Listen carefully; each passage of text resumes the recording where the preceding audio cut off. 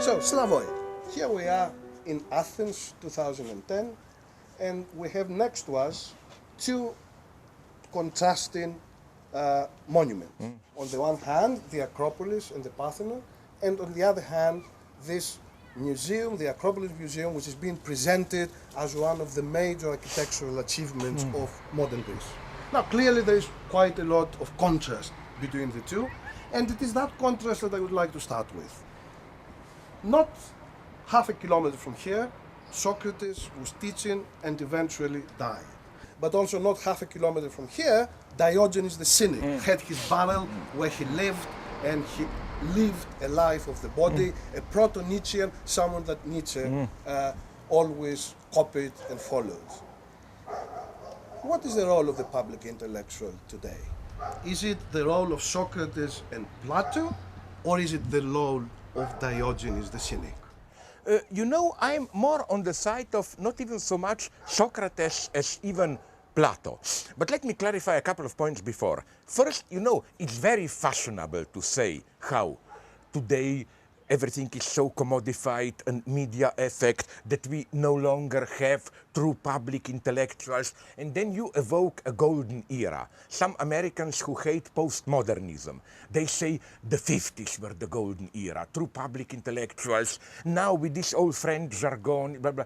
But I think, let's be frank, I don't think there was an old golden time where public intellectuals were really heard by the majority of the population. No, we are not even doing so bad today. And I will tell you why. Because we live, and this is in the dark times where we are living, maybe one thing which can give us some hope. You know, we live in very perplexing times. Look at the debates about abortion, what to do in biogenetics, and so on. It is clear that we are in a situation where the old ethical rules cannot simply be applied. You cannot read Aristotle and Thomas Aquinas and decide, should we do brain surgery to change some of our innate properties or not. In other words, to take a position in today's public debates, ordinary people in some sense have to resolve or get an answer to a philosophical problem even. In these times of perplexion, philosophy is becoming something of a common concern, and I will give you a proof. We intellectuals, it's true, neglected big philosophical issues. We prefer this historicist analysis and so on. You know where we are getting revenge? Isn't it that in the extreme popularity of new books about cosmology and Darwinism, the last Stephen Hawking is what? It's about the origin of the world. Can we know it? Is there human freedom? Is there God?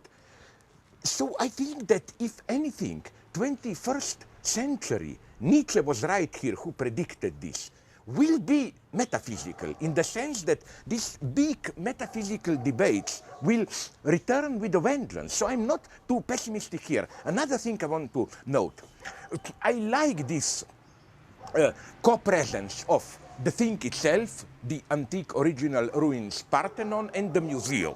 Because I was told that there is a big window in the museum from where you can see sorry, from where you can see Acropolis, but through a frame.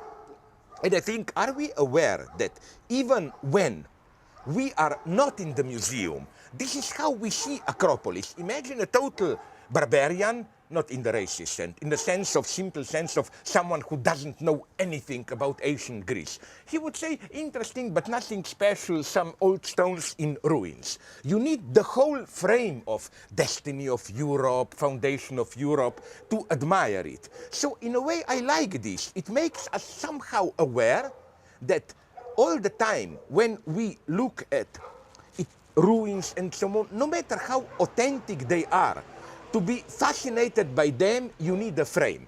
And the true ideological struggle is the struggle for that frame. In this case, ancient Greek still, I think, was something which we shouldn't leave it to the right-wingers. You know, it's fashionable today to say ancient Greek, it's a European imperialist myth. In reality, it was Egyptians, whatever. No, ancient Greeks did some tremendous things. But we have to fight for what? Unfortunately today, if you say ancient Greek and German, especially if you are German legacy, you are a kind of a racist, anti-third world nationalist. So we should fight for a legacy. And how to fight? As you pointed out very nicely, Greek legacy cannot be limited to one person. We have the figure of Socrates, we have the figure of Diogenes, and slightly different from Socrates, Plato. We know where is the difference. Socrates was basically, if I may use psychoanalytic terms, at least the original Socrates, the young one, was more of a figure of pure historicization. You know, he's famous, the only thing I know is that I don't know, which doesn't mean he was an idiot. It meant his basic procedure was, when you claimed you know something, not to criticize you from outside, but taking you seriously and, as it were, undermine you through your own arguments, be consequent, and so on. Plato, as we know, moved forward then in a positive view, and let me emphasize, especially today, my sympathy for Plato, because under the unfortunate influence here of Lenin and some others, it's fashionable to oppose Plato and Aristotle as bad guy versus good guy. You know, Plato, aristocracy, hatred of democracy, Aristotle, more open. True, but let's never forget two things. That Plato, first, in his Politeia, Republic, State, there is no place for slaves. He doesn't need them. Well, it was Aristotle who did all that stuff, you know. Slaves are talking instruments, tools, and so on. Second thing, you know that Plato says that it's pure contingency of our present time that there are more men in position of power than women. He said, in principle, in an ideal republic, sex shouldn't be a divide. The positions of power should not be reserved for women. So wait a minute, no slaves, principled equality of women, this wasn't so much. But now, of course, for many leftists, especially, or this anarchic, the most sympathetic figure would have been Diogenes. I think it's very ambiguous figure. On the one hand, of course, it is good to have someone who, as it were, with his very presence, undermines the pompous authority of the discourse of power. He was able, the way I imagine Diogenes, to do something that, in my experience, only women can do. You know, let's say you, a man, or me, are bluffing, giving some pathetic talk, and then only a woman can do something, in my experience. She looks at you with this not even evil, condescending, skeptical look, and in 1 second you are ruined. You know, like, what are you bullshitting, you know? This is the good side, this healthy cynicism. On the other hand, let's never forget that cynicism is the main mode of functioning of corrupted powers. Peter Sloterdijk, who is not one of us, a right-winger, but an intelligent right-winger, he should be read. Already in his early book, Critique of Cynical Reason, he introduced a wonderful distinction between cynicism, original cynics, and cynicism. And saying clearly, cynicism is the arm of those dispossessed, poor. Like the master gives you the ideological preaching and you, haha, look who is talking. Cynicism is those in power privately making fun of their own ideology. This line is crucial because especially today, when terror is no longer this direct state terror, I think that it's no longer really productive, this Diogenes position of being a cynical outsider. This, I think, system almost functions like we are allowed all to be half-isolated atoms, and in this way we function perfectly. Okay. So I'm more here for Socrates, for this, like, you know what would have Socrates, can you imagine something as wonderful, okay, but he should have gotten somebody more intelligent, like, not the left is claiming Bush is lying, but just Socrates confronting George Bush. Ah, you are going to Iraq to impose human rights. Okay, define human... Wouldn't Socrates have ruined Bush in 5 minutes? I mean, I want a little to disagree with you about Diogenes. Yeah. Because I think you think he's more subversive, nonetheless. What you just said, I think is part of a 2 millennia censorship around the figure of the cynic. I don't know anything about the figure of the cynic, and also about a text that we know only through small fragments that were written by the disciples of Zeno of Kitio, a Politeia, a republic, that was written by the founder of the Stoa as a direct response to Plato. Now, Zeno was a disciple of Crates and Crates of Diogenes. So to that extent there is direct link between the Diogenes principles and Zeno. Now Zeno writes in that republic, the Politeia, that the only proper city, polis, Politeia, has to be a city in which it will have no courthouses, no gymnasia, no money, that property would be shared by everyone, and that all the major customs and conventions should be changed towards a politeia of lovers and wise men. Now, of course, this is Zeno, who also started the Stoa.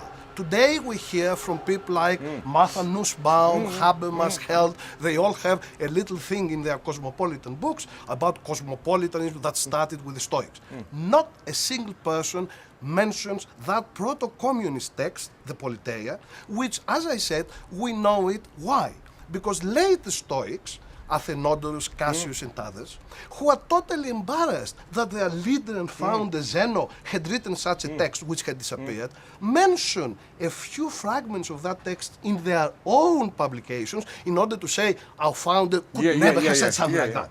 And we have today people writing about cosmopolitans, particularly Nussbaum, whose text has become totally iconic about what is cosmopolitan today, who totally forget that this was an antinomian, perhaps utopian you could say, the first utopian antinomian text in the Greek tradition, which goes out and says, against modern cosmopolitanism, which is all about the United Nations, about human rights and so on, let's create a proto-communist society and try, through the coming together of lovers and wise men and so on, address the idea of the common spirit, the pneumas spermaticon and so on, that's part of the tradition. To that extent, I would say that you, Slavoj, in your work, you represent both of these principles. You both represent the principle of the Socratic, Platonic, deliberation, dialectics, the bringing out of the hidden truths, or indeed the surface truths that are being always occluded by ideology,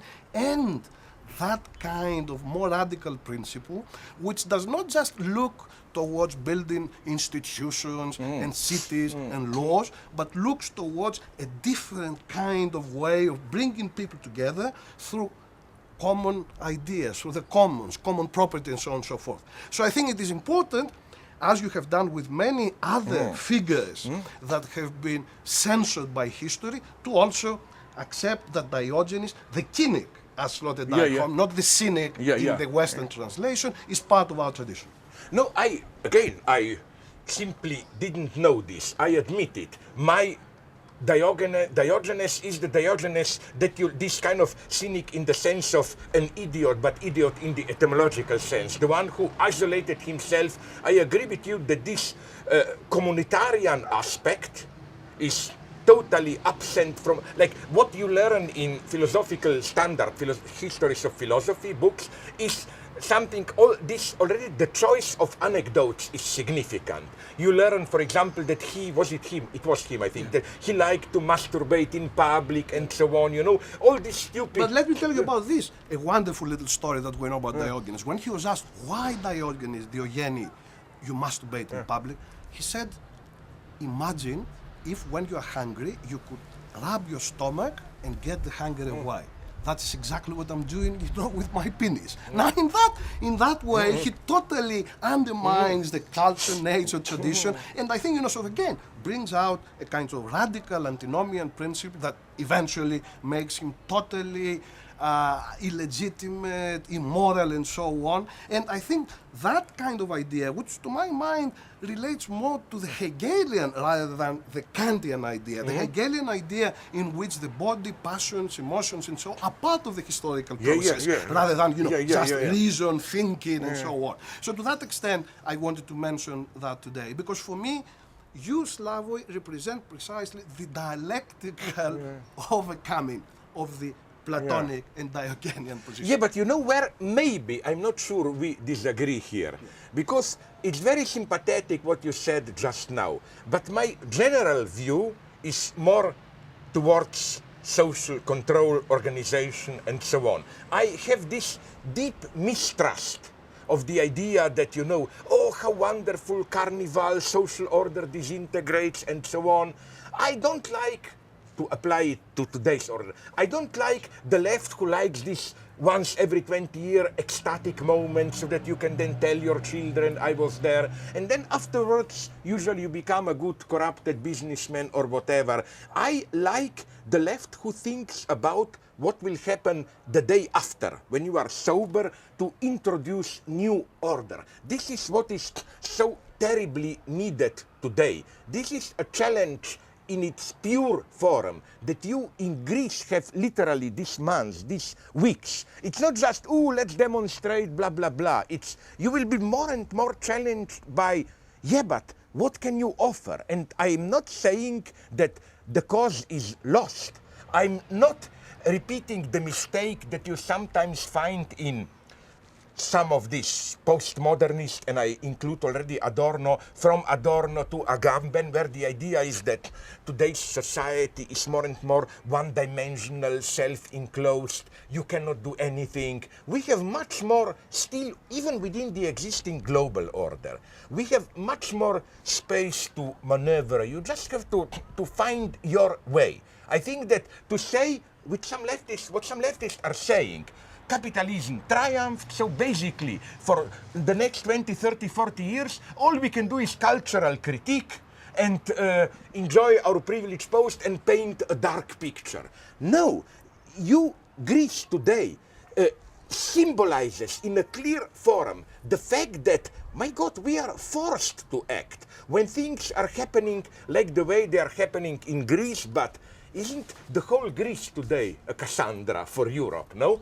You can see nicely in European reactions to Greece how first they mocked you in a racist way. Oh, those stupid, lazy Greeks. Now they are much more in a panic, seeing you as the starting point of a process which concerns the whole of Europe. And so I think that the ethical challenge is immense here. And we also, we so-called radical intellectuals, were we not used for a long time to live in this relatively comfortable situation? We knew it's a bad world, but we somehow arranged for us good professorships, we didn't do so bad, and, you know, to feel good, you painted a bad picture, but you live your life in it. Now we can no longer afford it. We can no longer afford it, and here I think you touch a major paradox or even impossibility that the left intellectual feels today. Up until a few years ago, even perhaps in 2008, before the big crisis in September, I think you, but also many other people, would say that if the left is thinking in action, this is the time to do the thinking. We have to go back, and I think you have repeatedly used the Bartleby principle. I would prefer not to repeatedly the Lenin jokes about, learn, and go to Switzerland and treat Hegel. Yes. All that, the idea that this is a time to think through the questions, as you put it, not necessarily the answers, and as it were, prepare a thinking that could perhaps have some influence later on. But clearly in the last 2 years, all of us, including you, have changed. And we now say that although perhaps we're not sure about what exactly is happening in the world, and we're not sure what the immediate answer or the immediate principle of resistance should be, we have to act. We have to go out. No, I always emphasized, my Bartleby principle originated in my personal experience of how I often notice how there is a certain type of being a critical intellectual which perfectly fits and legitimizes the existing order. So I'm here very open where people often tell me, but you're inconsistent. Sometimes you are talking about Bartleby politics, sometimes you are talking about small rational steps, sometimes you sound like a kind of a Bakunin-like big revolution. My answer is, why choose? There are clearly times where those in power to legitimize their position love nothing more than kind of independent critique which justifies, legitimizes in a direct or intermediate way or mediate way their power. So at such points it works very good when you refuse dialogue and remain silent. Silence becomes ominous. For example, my own experience here, at a certain point when they started to lose communists in the second half of the 80s in my own country, Slovenia, ex-Yugoslavia, I remember how they were all the time inviting us, come to the Central Committee, dialogue, and when we ignored it, they were in a total panic. We didn't have any big plan to make a coup d'etat, whatever. Then there are clearly moments when, and this is for me the best formal definition of an authentic revolutionary situation. In ordinary tensions, this anti-utopian thinking is valid. That is to say, don't aim at the big thing, pragmatically steps, but sometimes, rarely, but sometimes, there are situations when even to solve the small problems you have to do a big thing. And sometimes there is also time for pragmatism, and here you have to show, not in the sense of the bourgeois myth, Machiavelli, horror, but the best of Machiavelli. He knew this. Namely that often you cannot even clearly distinguish small and big acts. Often if you insist on an apparently small particular point, you are laying the foundation for a big change. For this is why, with all my doubts, of course, I'm not stupid, about Obama, I think that the debate that he started there about healthcare, it wasn't just a particular problem, healthcare. Then we can be critical of him, terrible compromises he made. But didn't this debate focus on the basic component of American ideology? How personal freedom of choice is used to discredit every large social action and so on and so on. So again, I hope we all agree here, this is a false choice. My God, ironically, sometimes I say, this is like accusing me of inconsistency if today I will have a moussaka and tomorrow I will have spaghetti. Yes, sorry, it's the same there, you should... Okay, let me then, going back to this idea of the debate between actual political intervention without being clear where you're going, and that withdrawal from politics. About a month ago here in Greece, there was a series of local elections, and that was the first occasion in which this new government, with all these measures that it has introduced, was being judged by the electorate. And we had something unique, particularly here in Athens and Attica, where half of the population of the country lives. For the first time ever, up to 60%, 50% of the population did not vote. Another And 10%, usually you have high voting. 80, 85, 90%. Almost, if I'm ironic, Stalinist socialist and numbers. 10% spoiled the ballots. Now, the attitude of politicians, including the left, was that this was apathy, lack of political involvement, intervention. In something that I wrote, I used this wonderful political parable by Saramago, the great Portuguese communist, Seeing. Yeah. That is a novel, a wonderful novel, in which the inhabitants of the city, obviously Lisbon, at some point they don't go to vote in an election. There is abstention and spoiled ballots up to 90%. The government calls another election. The same happens. There is nobody organizing this kind of activity. There is no party or political slogan to do that. And eventually the government becomes so upset that they abandon the city. They take the police and the fire service out because they expect that the city will collapse. It will collapse in anarchy. And it does not happen. It does not happen. And my view at that point was that those people who precisely at this point are unsure, they're totally lost, they see their wages being cut by 20 and 30%, the only thing they could do, because they could not see any political movement or party that could represent that type of, in a sense, ignorance, insecurity, anxiety, they just didn't go to vote. And to that extent, for me, that was a positive thing, because it brings us, in a sense, and that's how you finished your intervention just now, to this whole idea of how can the citizen, me as a thinking citizen, in this situation in which free choice appears as the main way through which we organize our lives and so on, how can we act in ways that both appear morally important for us, but have a certain political effectivity? Could that kind of abstention I love this example because I already used it, Saramago thing. Namely, you see, when people told me what crazy thing is this realistic, do you mean by Bartleby politics? The last Greek votes were an example of Bartleby politics, and would you agree that one should apply here a wonderful Nietzschean distinction between not willing things and willing not. The active, I think that it's the mistake of the left, if I got you correctly, that they read this as just a pathetic, we don't want anything. No, it was an active no. It was a message, and we should take the message very seriously. Often, if you are skeptical about parliamentary democracy, you're immediately accused, I want Stalin back, whatever. No, but it's a fact all around the world that today the standard parliamentary representative democracy is in a crisis. In a crisis in the sense that you showed, and one can make the same point in France, in England, United Kingdom, how the example I always use, Tony Blair was voted the most hated person in the UK 6-7 years ago. A week later, he won the elections. This means that there is a certain explosive level of amount of dissatisfaction which cannot be captured through our aseptic, impotent representative democracy. What to do to save democracy by radicalizing it? I don't know.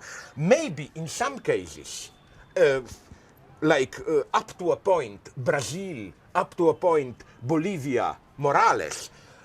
One element is social movements there. The whole success, relative, even success in capitalist term of Lula is that his partner in dialogue were not only parliamentary parties, but movement of the dispossessed farmers and so on and so on. The women and so on. So that in this way you try to introduce an additional dynamics. I mean, this is not an abstract intellectual topics. My God, let's be pathetic and say, insofar as here Athens, Greece, the founding site of democracy. You know, I like to be pathetic here and take from right-wingers this topic, we stand for Western legacy. No, we leftists who try to reinvent democracy, we are truly we are the one who will save what is worth saving in Western legacy. Today, those conservatives who appeal to Judeo-Christian or Greek legacy, they are the true barbarians, they are the true traitors. I totally agree with you, and I think this is an extremely important point that you have put in your word, that the future of democracy today depends almost totally on the radical left. It is only the radical left that can save it. And let me say a couple of things on this. What we had over the last 30 or 40 years around the world, but also here in Europe, was this idea of globalization of legality, of law. On the one hand, we had all these regulatory institutions, the WTO and so on, that were telling governments what to do, and also globalization of capital. Governments could not in any way resist that kind of introduction of legal measures, of financial measures, of economic measures, of opening of investment and so on. So what they do? Basically they told us that that kind of governance that has now replaced government is something that can operate through only the experts. So democracy becomes just elections and police powers. The rest is done by experts. This is something very clear, very characteristic in Europe. And what happens to democracy for the other people? It becomes the idea that you have lifestyle choices. You can change yourself, you can change your career, you can move along, you can even change your sex. You know, sort of it is all about changing all the time because now you have freedom of choice, and this is what makes you autonomous, the idea of autonomy, of self-determination and so on. So now we have a conception of democracy which is elections every 4 years, but then the experts make the decisions, and for us, those, of course, who are the 1/3, who are in jobs, who have a good income and so on, to be able to go to London and shop, to change perhaps our skills, to move from profession to profession, from place to place, to establish ourselves elsewhere. In other words, free choice means now 3 things: consumption, change, and movement. And if you have that, then you are supposed to be autonomous, therefore to participate in democracy. But of course that is now being reduced to even a smaller part of the population in the north and indeed in the south. This is a wonderful point that you made now. Let me just add some variations. What you said about free choice, I think this is one of the typical ideological manipulations today, which was perfectly formulated by even people who consider themselves postmodern left, like Anthony Giddens and so on. When your actual welfare is cut by these neoliberal reforms, they try to sell you this bitter pill as a new form of freedom. For example, after 20 years, and this was your fate, you did a certain work in a steel work, whatever, now you lose your job, they tell you, but see this as a new, or you know this tendency in today's capitalism, less and less permanent job, more and more... Flexibilization. They call it wonderful flexibility. You will not fall into a routine, you are given a freedom. Or, for example, less and less healthcare guaranteed by state, more and more you have to invest. They tell you another freedom. You don't have to, it's not predetermined. Here, I like to say that, but are we aware that to be effectively free, and I don't mean this in any obscure Stalinist way, but effectively free in the simple sense of being able to dedicate your life to what really matters to you. Many things, quite many things, have to run smoothly behind. When people tell me this, I tell them the following. Imagine how we deal today mostly with electricity and water. We don't have de facto freedom of choice. You live here, you have a company or state company, usually hope, to provide electricity, water. But frankly, if this more or less functions, I prefer not to be bothered with these choices. I don't want that.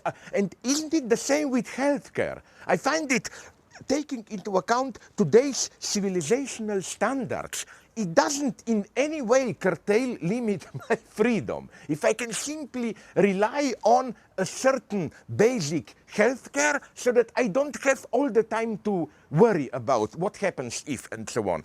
What you said about globalization is also very important. Namely, I think the left, maybe even disagree here a little bit, I'm not sure. So we want to disagree. We want to disagree. We have to find some issues to disagree. I'm maybe a little bit more globalist, but not globalist in the sense of course, this new.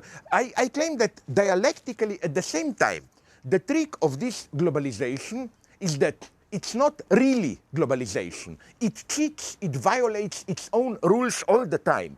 Which is why, okay, here maybe we slightly disagree. Even typical imperialist inventions like the Hague Court, I think there are positions when one can use them against how they were intended. Let me give you an example.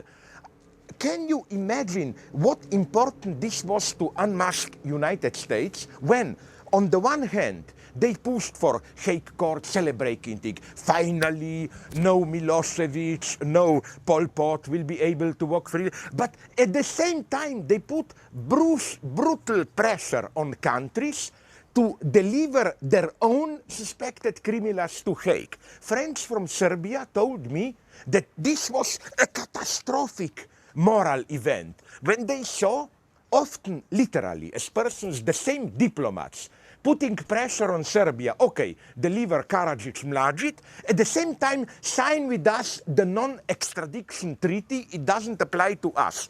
And I think it was a great piece of education when we saw the limit. The limit became clear apropos Pinochet. You know, they somehow swallowed it, but nobody was really satisfied. Like, wasn't the message of inclusive the new Labour, Blair, all of them, we didn't really mean Hague for these cases. And then, although he is now pro-Bush, I know where he stands now.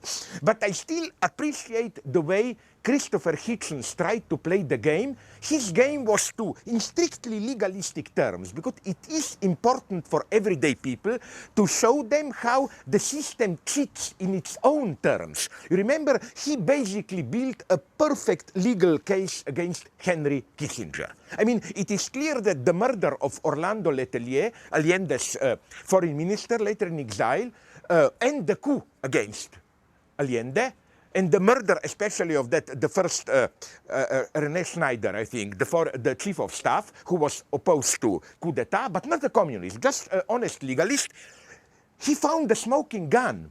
Kissinger signed that he agrees, even ordered CIA to provide arms, and so on and so on. This is a clear case of murder, of condoning, and it is important that people get this lesson. How it's not really human rights taken in this naive sense, freedom, how the system has to cheat. Another thing it's important to learn, how the problem of this globalization is not only we are losing national sovereignty, all one big state of capital. No, how an immanent part of this globalization are new walls all around. It's as if we cut off one wall, Berlin Wall, and pop, they are returning with a vengeance. Wall between United States, Mexico, West Bank wall. We in Europe have our literal wall. You know, Spain has across Gibraltar a very small domain. It's wall so that from Africa refugees don't come, and so on and so on. And this is crucial to see that this is not a sign of imperfect globalization. A Habermasian would probably say, oh, this is globalization as an unfinished project. No, no, no. This is an immanent part of globalization. Capitalist globalization functions only by limiting circulations of people. It's a globalization of commodities, not of people. Excellent. But that brings us to, in a sense, to the philosophical question behind that, in which I always had some problem with your position, but we're not going to discuss that now. And the philosophical problem behind that is precisely the question of universalism, and what kind of universalism we are prepared and indeed bound to promote and defend, and what other kinds of universalism we are prepared to accuse and demystify as precisely, sort of being totally false and doing exactly the opposite. Now, you mentioned Habermas, and it seems to me that people like Habermas or David Held or the American liberals have argued that this kind of cosmopolitan democracy that is being developing is precisely the human face of globalization. And it has two things. For Habermas, who obviously updates Kant and Rousseau for the 21st century. Kant, he castrates Kant. So the second critique and only that. And the metaphysics of morals. So what he says is that our new world order has two basic principles, the two principles of autonomy. The Kantian principle, which is universal legal and moral principles that all the laws of the states must follow and so on, but also a democratic principle, which is that those laws will be enacted by representatives whom we elect, we vote for, and so on, and therefore he brings together Kant and Rousseau, and he has both the moral universalism of human rights, the Hague Court, and so on, and the democratic aspect of legitimacy that people vote. And then, precisely, when we look at all these examples that you mentioned, with the walls that are going up, with the exclusion and the new xenophobia all over Europe and so on, and indeed all over the world, that idea of immanent critique that you talked about, and what do I mean by immanent critique? That these people are saying we have a principle of human rights, a principle of universal dignity and so on, and of course if it goes a little wrong, we have to take certain measures, either on the legal normative side or on the democratic side, to bring it up. And that idea, while of course me as a legal philosopher, I'm used to it all my life, you always have to show how the law does not come up to the principles of justice that he represents. We also, however, come to a point where first we may have to agree that certain universal principles, particularly of that liberal cosmopolitan type, not only do not work, but precisely end up doing the opposite. But secondly, and more important for me, going back to our initial debate, we also need non-immanent universal principles. In other words, principles of universal... What do you mean by non-immanent? That are not immanent in our current dispensation of, sort of fake democracy and, sort of false noble lie, human rights, universalism, and so on. And that brings us, in a sense, to the question of the universal that you have written about, of course other people, Rancière, myself, my work, that perhaps the universal today is the most excluded. It is the position of the excluded from those universal dispensations is precisely the position of the universal. Here maybe it's just a matter of accent or whatever, because the way you put it now, I totally agree with you. First, as a good Hegelian, I'm well aware that in its immediate appearance, universalism is usually the most violent position of exclusion. Why? Let us say I have my own tribe, you have your own tribe. If I remain particular, I still don't claim that I am all. I have my tribe, I exclude you. But you are outside, but still we are both humans. But if I claim I stand for universal values of humanity, then if I'm against you, it's not just one part of humanity opposing others. You are somehow much more radically excluded. Always with universality you have this trick. Second thing, I totally agree with what you said about this just getting it better, which is why for me, the point of me comparing Hague Court with reality, the idea of Hague Court. Wait a minute, I'm a Hegelian here. For me, reality is a symptom, not in the sense of, we need to make it better, in the sense of a necessary symptom. This is the basic lesson of Hegel. You cannot simply play the ideal against reality. If the ideal is realized in this way, generating its opposite, the first critical question to ask is, can we really simply say, oh, they just got it wrong, or was something wrong already in the idea? So I totally agree with you that, and here we return to the place where we are. This brings us to the foundations of democracy. The original democratic idea is not redistribution within a certain corporate in the sense of bodily place. Like, we have a corporate body of society, rulers, workers, and ordinary people say, wait a minute, we want a little bit more, we want our place. No, democracy begins when demos says, we stand for all.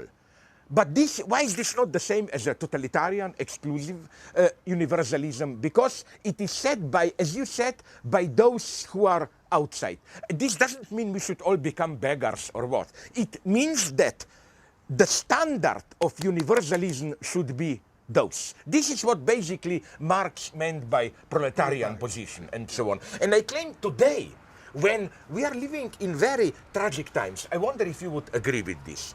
Marx's vision of exploitation was still this classical capitalist vision of, let's say, I am a capitalist, you are the worker. You are a capitalist, we know that. Okay, let's...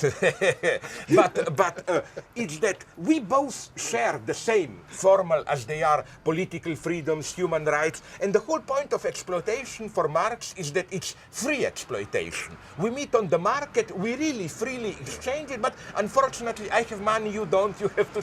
But, you know, there is a certain illusory, as it is, nonetheless, space of...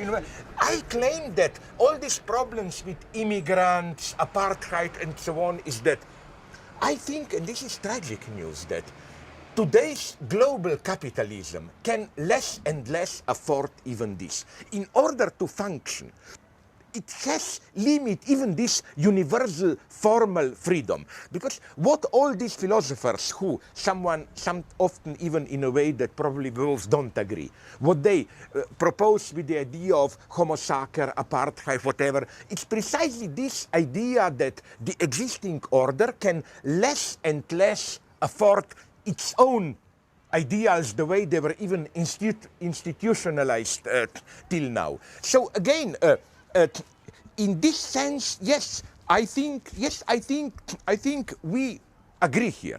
And I think that, but you know, this is why, for me, now let me make another provocative remark.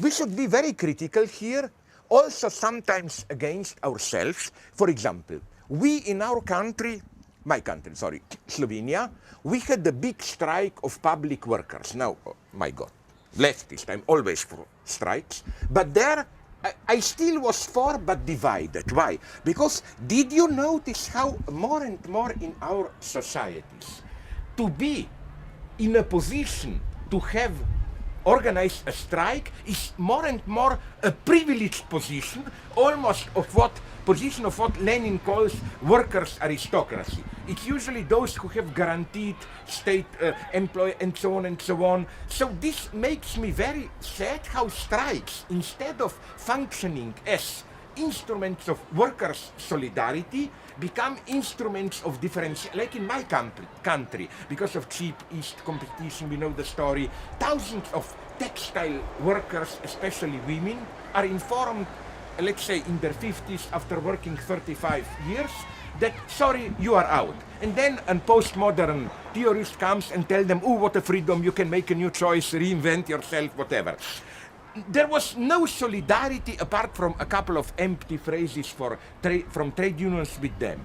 Then we had a strike of people who work in custom, border police, judges, doctors, all in the top salary section, who organized a big strike. Again, I sympathize with strike, but it hurts me when the strike has this clear level of differentiating the working class. This is why, and this is another paradox, to put it very precisely, we often, of course, make fun of, for only, in this old Marxist way, only formal democracy, but how today's society, precisely as global, can less and less afford even this. More and more we get a kind of a, maybe not tribal, but new group identities and so on and so on. Solidarity is a problem today. Precisely. How to practice it, really. Precisely. And not indeed, this humanitarian solidarity, oh, my heart is bleeding for the example children. you gave with the Slovenian strikes is absolutely central also to the situation in Greece.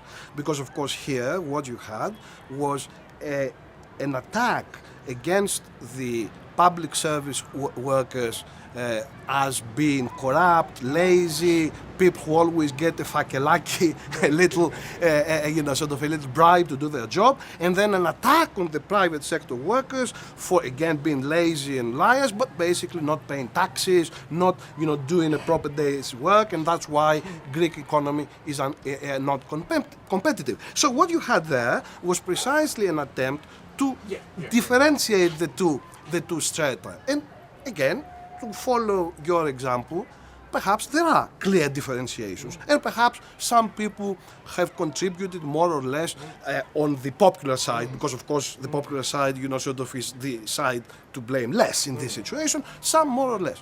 However, what I think brings us into perhaps a new type of political thinking, new type of political philosophy is, and like you, I don't like homo sacer and so on, but this idea that the way that power operates, which I find also behind quite much of your work, that idea of biopower, that it's no longer a power that operates through making your mind think in particular ways. Ideology is now the reality of our life. But a power which basically is interested in controlling conduct, in controlling the body, in how you work. And here I have started suspecting, I've said it a few times, my colleagues here in Greece have not developed the idea yet, that Greece is becoming a kind of laboratory of a new dispensation of the relationship between power and the people, of a biopolitical kind of nature, because what the Greek people now, the whole of the Greek people outside the elites, are being asked to have such a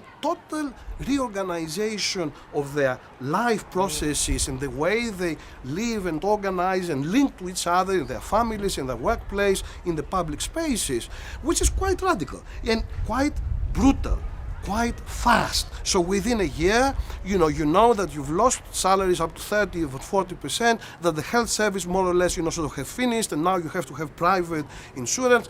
The pensions, the pensions are going to be cut by half. So you have now to take over your own life outside of the ways in which was organized for 50 or 60 years. And as we see those measures in Greece gradually being introduced in Iceland, in Ireland, in Britain, of course, and so on, we perhaps move into a new configuration in which the relationship between life processes, ideas and ideologies, and political power is started moving to a new dispensation, which is not the dispensation that we learned through Marxism and post-Marxism and so on. No, I totally agree with you here. I would just, the way I try to theorize this sometimes, I'm tempted by this idea, is to claim traditional ideology functioned in the way Louis Althusser described it, interpolating individuals into subject. If you mean by this, you are an ordinary egotist individual, ideology tells you, no, fight for Greece, communism, church. We no longer need this pathetic interpellation. We are already caught in ideology as individuals in the sense of everyday life, which is why, and that's the highest triumph, which is why ideology can present itself as non-ideology. All the measures that you enumerated now, all this cutting healthcare and so on, they are not presented as ideological choices. They're presented as simple economic necessity formulated by, again, we are back to your beginning, formulated by experts and so on. And it's so important to insist that to insist in what? Here one should be very precise. On the one hand, that, as Marx emphasized, economy is political economy. You never have some pure level of economic necessity, but on the other hand, also against some kind of leftist utopianism which may finish badly, we should be aware of the complexity of the economic system, how deeply it permits the entire social body. For example, in this crisis, you know how the slogan, even of some right-wingers, populist one, help Main Street, not Wall Street. Sounds nice, but you cannot do this in capitalism. I mean, in a certain vulgar way, it was true when Obama said, basically, sorry, but in our society, the only way for Main Street to prosper is in Wall. So, you should think more radically.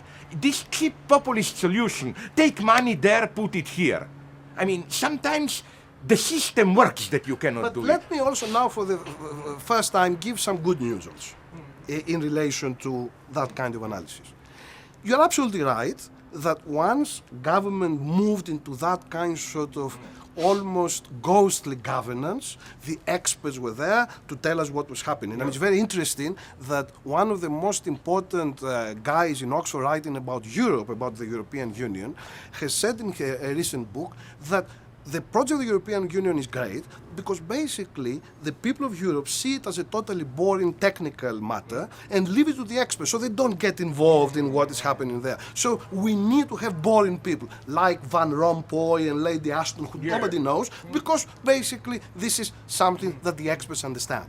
And then comes September 2008, the collapse of Lehman Brothers. And those people who had believed through the mathematization of the economy, through the creation of those, sort of stock exchange bubbles and, sort of real estate bubbles, somehow they would guarantee growth and therefore keep the larger part of the population inside the legitimating circle, while the rest, of course, became a part for policing, walls, and so on.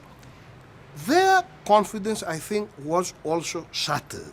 And we see it now with the Greek government and the relationship between the Greek government, the European Union, and the different bankers and stock exchange and bond holders and so on. Yeah, they keep saying different things every day. We are going to succeed. And then someone, sort of the guy who is in charge, Rubini, or the guy in charge of the biggest bond holding company, of sovereign bonds. Greece has to get out of the euro immediately because it's going to be contagious. They said that a couple of days ago. So you see that they have lost that sense of certainty that they had. In a sense, they were the Marxists de nos jours, people who believed, old-type Marxists, who believed that history, works in a kind of automatic, necessary way, and we're going to get where we want to. And that, so that there is at this point, I think, a loss of certainty, of security, even a loss of belief in those ruling elites and so on. Yeah, but again, to add, nonetheless, to give it not a totally pessimist twist, but we should nonetheless be aware, although we should not avoid it, this crisis. One should use it, but let's be aware that such moments of loss of trust, where, as Marx put it wonderfully in his early years, where those in power do no longer believe their own beliefs, that, it also opens the way for much darker temptations. So this doesn't mean, some leftists thought, now people will see crisis, there will be a revolution. No, people can see different things. People can also see a need for a new messiah and so on. For example, one way that reactionary forces use this disorientation is what? Clearly, the lesson to be taken is economy in itself, as pure expertise, cannot do the job. But then you get not only church, but many who say the problem is ethical, moral, much more fundamental. We need new moral. This is one obfuscation. The other is, again, this nationalist one. We need to reassert beyond economy some national values, whatever. So, but here I agree with you. I will repeat the phrase often used of Hölderlin by Heidegger, there where the danger is, what does rettende, what can save us is also growing. This is our situation. But I just claim that, so I agree with you that the most catastrophic thing to do is what some American half-Marxists, whom I otherwise appreciate, they did good stuff, like Moishe Poston do. You know what is their conclusion? Crazy one. Since, I simplified, but that's basically what they are saying. Since today, a crisis of capitalism means a rise of new racist anti-immigrant populism, all we can do, leftists, is to pray that for some time capitalism will work well, and so on. I mean, this is the crazy conclusion. But nonetheless, we should be aware that where there is hope for us, it's also a danger. And this is why, again, as you said, it's important, especially in the times of crisis, that the initiative is not left only to the other side, as it were. Because if this, as you described it wonderfully, and for me there was an emblematic point here. There is even a symbol of all this. You remember when Greenspan was questioned in the Senate, he said, I must admit there was a flaw in my ideology, and so on. No? It's just that, when you lose belief, the field is open. The struggle is open at that point. We have to be aware of this. And I totally agree with you concerning this expertise and so on. Even, when I say we shouldn't leave it to the experts, I'm not dismissing many economists who are doing a very proper job showing how, especially I like economists who show how neoliberalism cheats with regard to its own rules. For example, if you take two typical radical neoliberal presidents, Reagan and Bush younger, they were basically doing the most vulgar Keynesian strategy. That's why the debt of the United States is so huge. Yeah. So you see, I totally agree with you, and almost at a simple, most private bourgeois level of a citizen.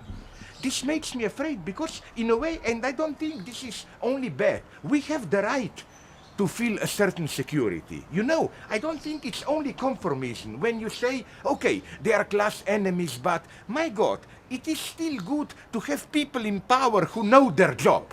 Unfortunately, we can have less and less of this trust. I no longer trust the ruling classes to do their own job, not for socialism, but my God, in their own terms, to do their proper... Yes, and that is the immanent critique.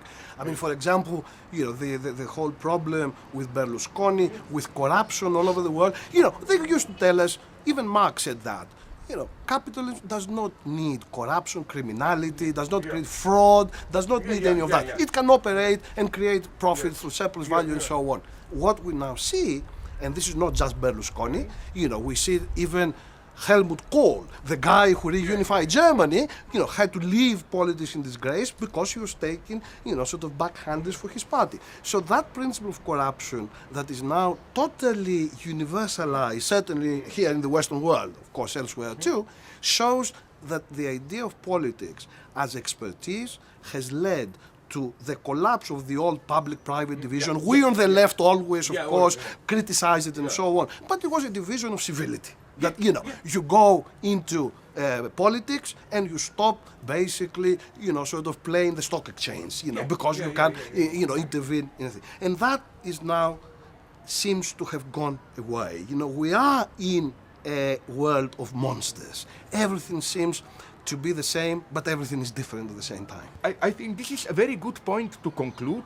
What you, Kostas, said about corruption becoming not just a deviation, contingent, but a necessary component of how the system works. This is where I think Church, Catholic Church especially, enters with its extremely reactionary role of moralizing it. Let me give you an example. I almost felt a sympathy with the ultimate corrupted person, Bernard Madoff. Why? He was elevated as an individual into, you see, that guy stole 50 billions and so on. But it almost sounded anti-Semitic, you know, we got the Jew who did it. But wait a minute, wasn't he just a perfect product of the system? He was, I think, an exemplary post-modern capitalist. You steal as much as you can, and then you play the big humanitarian, giving half back, and so on and so on. I think that paradoxically, the other side of the Bill Gates and Soros. This is why I think the only way I would supplement your analysis, but just supplement, is to say that strictly correlative to this rise of corruption is the rise of charity. It is as if the system can no longer function in purely economic, legal, normal terms, so you need corruption, but also, and here our enemy Sloterdijk made a nice remark of how there is so much poverty and so on that it would have been, it's no longer as it was 150 years ago, where you had somebody like Carnegie, crazy philanthropist who at the same time had private detectives to beat the workers, but nonetheless, and he was considered eccentric. Today, not only corruption, charity also is necessary to prevent explosions so that the system functions and so on. And I think, again, as you said, this is sad, but it gives us a hope. When a system, Marx knew this, when a system directly tries to moralize itself, it means it's a deep crisis. So we have to end up in a positive and optimistic point. This is a time of monsters, but this is also our time. Yeah, you know what would be my phrase here, if you dare to use it? You know, it will be one dirty word, we can afford it. You know this phrase from the Bible, which is, I walk in the valley of tears. No, tears, shadows, but I fear no evil, no? That you know, that you have then one wonderful black resistant resistance version of it. I love it. It's one dirty word.